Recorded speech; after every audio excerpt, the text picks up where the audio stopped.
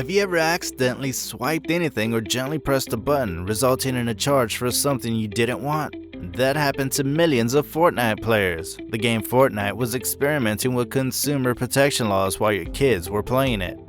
Epic Games, the company behind the immensely popular Fortnite video game series, will have to pay $520 million as fines and refunds, with two of the largest settlements in history. A portion of the total refund, precisely $240 million, will be given back to players, so some of you might be receiving a refund. If you believe that applies to you, we'll help you with more information on what to do next.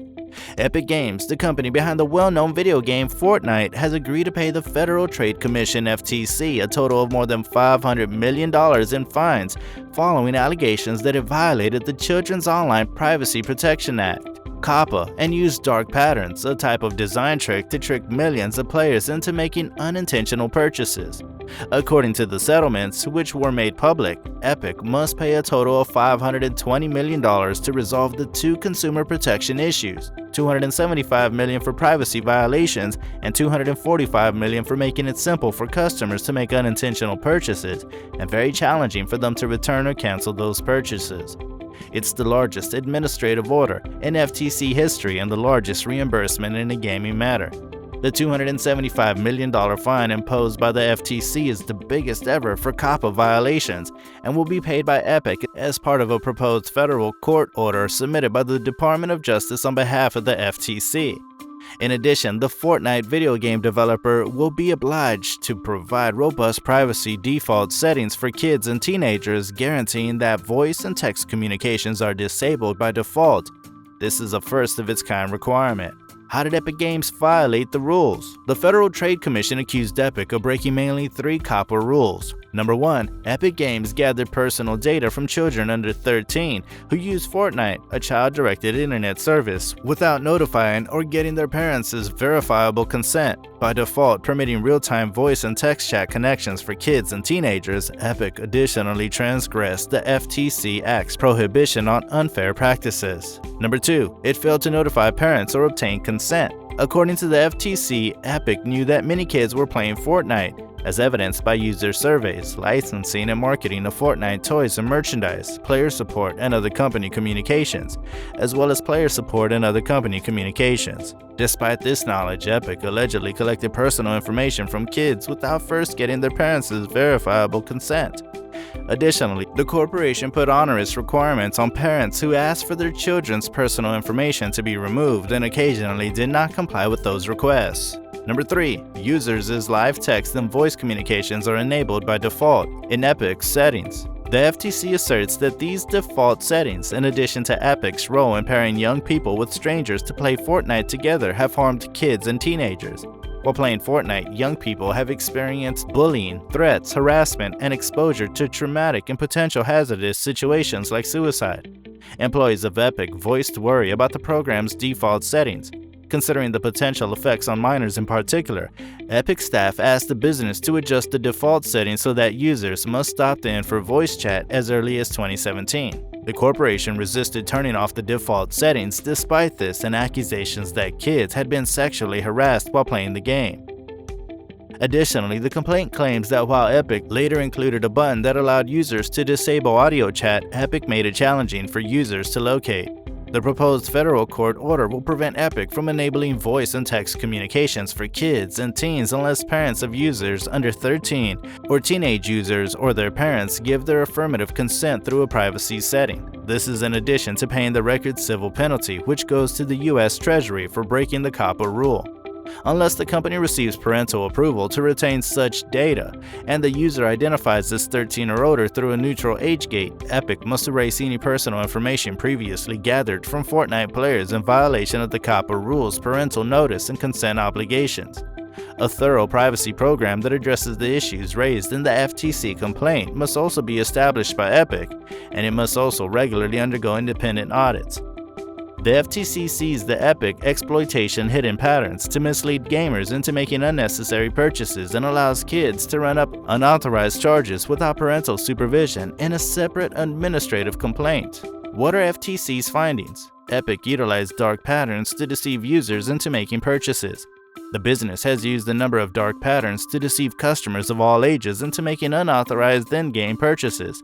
Players were charged unwarranted fees for pressing a single button because of Fortnite's counterintuitive, uneven, and perplexing button arrangement. Players might incur charges, for instance, if they push a nearby button when the game is at a loading screen, trying to wake it up from sleep mode, or just trying to preview something. These strategies cause consumers to be charged hundreds of millions of dollars in unlawful fees, unauthorized charges on accounts. Children and other users who play Fortnite can use V-Bucks to buy in-game items like cosmetics and battle passes. Up until 2018, Epic did not require any action or permission from parents or cardholders before allowing kids to buy V-Bucks by just pushing buttons. Before they discovered Epic had used their credit card without their permission, some parents claimed that their children had built up hundreds of dollars in expenses. Similar complaints have been made by the FTC against firms like Apple, Amazon, and Google for invoicing consumers millions of dollars for in-app purchases made by kids while using mobile apps without their parents' permission. Blocked access to purchased content. Epic allegedly locked the accounts of users who complained about fraudulent purchases to their credit card providers. Consumers who have had their accounts frozen are no longer able to access any of the content they have spent potentially thousands of dollars on. Customers were cautioned that they risked a lifetime ban if they disputed any subsequent charges, even if Epic agreed to unlock their account. More than 1 million consumer complaints went unanswered by Epic, and employees repeatedly voiced worries about massive numbers of people being charged incorrectly. The FTC said that the improvements made by Epic actually made the issue worse. Epic deliberately hid the cancel and refund functionalities to make them more difficult to detect using internal testing. How do you qualify for the refund? The FTC claims that as part of the damage that the video game developer has suffered, $245 million of the overall fine that Epic Games is required to pay will be returned to players under specific conditions. Players and users can choose from one of 3 main categories to receive their FTC refunds. Parents whose kids made an unauthorized credit card purchase at the Epic Games Store between January 2017 and November 2018. Players who between January 2017 and September 2022 were charged V-Bucks, the in-game money, for products they didn't want like cosmetics, llamas, or battle passes. Number 3. Fortnite users whose accounts were locked between January 2017 and September 2022 as a result of raising fraud concerns with their credit card issuers. How to apply for a refund. In order to request a refund, participants must complete a form that will be made available in the coming days and confirm their eligibility on the FTC website. To view any purchases made in Fortnite between the aforementioned dates, gamers can check their order history under their Epic Games account. FTC had stated on their website that they will update the website and email consumers who paid for in-game purchases with new information as it becomes available about the refund program. The consent agreement package will soon be described in the Federal Register by the FTC. The proposed consent order will be open to public comment for 30 days after publication in the Federal Register, at which point the Commission will decide whether or not to make it a final accord. The published notice will provide instructions for submitting comments. Comments will be placed once they have been processed.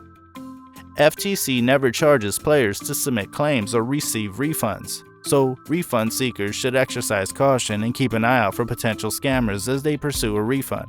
No other information on the allegations or how gamers can get their Fortnite money back has been released as of yet. Prior to the release of the forum, players should have all their transaction records on hand. The FTC has stepped up in its enforcement actions against businesses that have websites or applications that make it simple for customers to make inadvertent purchases and challenging for them to seek refunds. The FTC's largest administrative order in history and the largest refund amount in a gaming matter are both $245 million that Epic would pay under a separate proposed administrative order to reimburse consumers for its dark patterns and billing practices. Epic generates billions of dollars in sales annually, despite the fact that the $520 million company will have to pay for infractions in Fortnite is a record-breaking sum of money. That's mostly a result of Fortnite.